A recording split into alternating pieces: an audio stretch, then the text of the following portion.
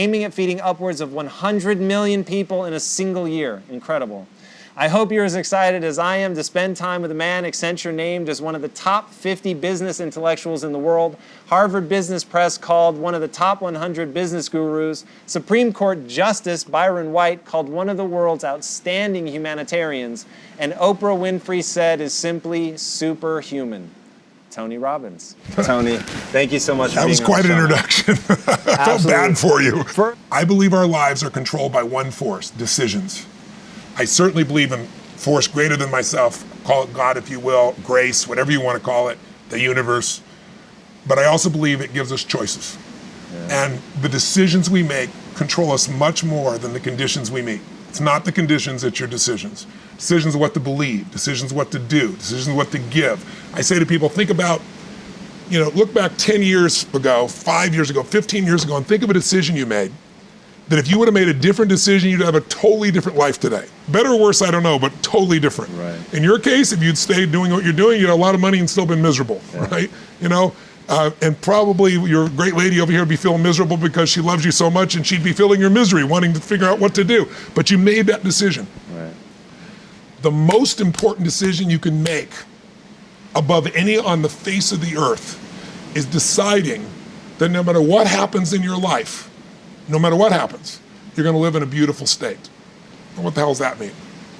It means that you're not going to suffer. It means a beautiful state is that you're going to be happy, but that's only one. Or you're going to feel creative, or you're going to be passionate, or you're going to be in awe of something, or you're going to feel love. Any state that's a beautiful state is really the core essence of who you are without fear, right? All of our suffering as human beings, and I deal with people all the time. I mentioned to you off camera, two people I coached yesterday. One's a presidential candidate, and the other one is a rap superstar, right? Both in the same day. And without naming any names, people that have everything, by your point of view, most people's point of view, they have the fame and they have the love and millions of people love them and they have great economics, financial freedom, and they have homes and they have the fashion, they have everything, they're the shit. I can't tell you how many of them are miserable. Right. The majority are miserable. I'm not bullshitting. I'm the one who gets the phone call from the vast majority. When I say miserable, they're so used to it, some of them don't even realize they're miserable, right. But most do.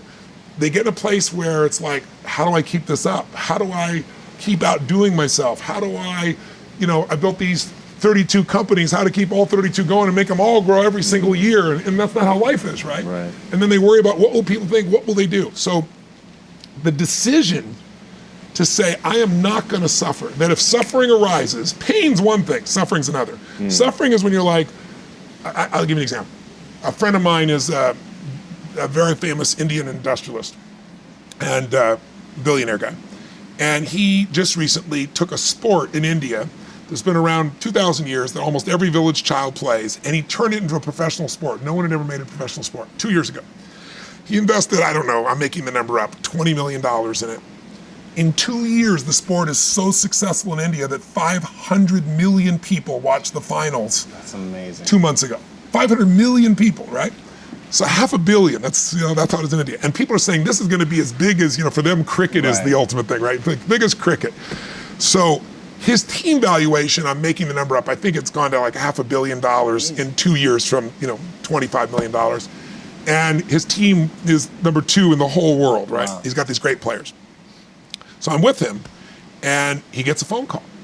And he's just got done telling me about this great success and where it is and how proud he is and how everyone goes to the games and people are so thrilled and it's just become this movement in India and he created, he's so proud of it. And he gets this phone call, and the phone call is from his management team telling him that one of his competitors has just offered 4 times as much money as he was offering to his top 3 athletes who are the core of his whole team. And of course they all took them, right?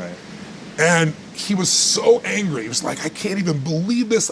These guys were working in shops and I brought them here and I made them a star on national television and they have no loyalty to me. And he's suffering. And the way you suffer is you focus on yourself. Right.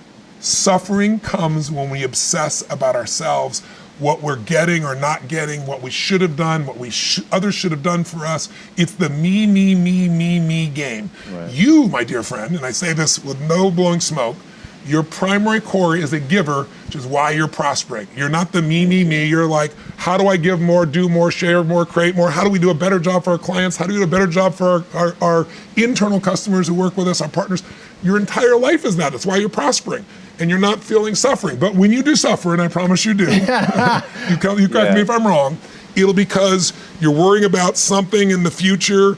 How's this going to happen? Will this come together? Suffering can be worry, it can be anger, it can be frustration. It's anything that takes you out of a beautiful state. And here's what people don't get.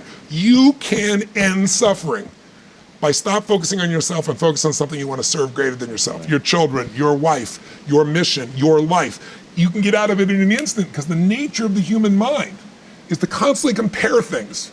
Your mind, your brain is a 2 million year old device, and it is not designed to make you happy. It's designed to make you survive. Right. And that's why it's always looking for what's wrong. But it used to be what's wrong, a saber-toothed tiger, so I can protect myself. Now people are worried about what people think about them, or do they have enough money when 2/3 of the planet lives on $2 a day, and you're making $38,000, you're rich. The poorest of the poor in our country are considered rich. I'm not saying they should stay that way.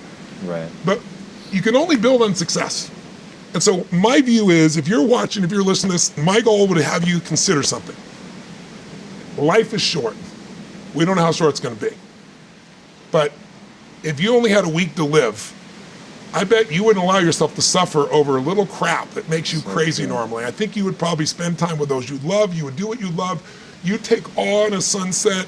You'd smell the air. You would take in everything in those final moments that you possibly do. So my thing is, why wait? Right. Why wait? Why not just decide